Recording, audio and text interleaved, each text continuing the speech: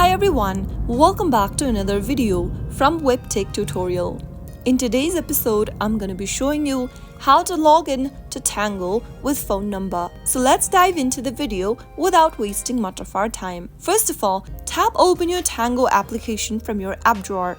You will then come across this interface where you can sign in or sign up for your account. To log into an existing account, select the same option that you previously chose. In today's video, we are logging in with phone number. So tap on Continue with phone. Now, select your country code from the drop-down and enter your mobile number associated with Tango and tap on Continue. You will now receive a verification code sent to you via SMS. Go ahead and enter the code that you receive and then you will be able to log into Tango with phone number. That is how easy it is. If you found the video to be helpful, go ahead and give us a thumbs up. Don't forget to subscribe to the channel by hitting the subscribe button.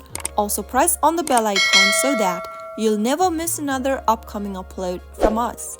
I will be back again in the next video. Thank you for watching.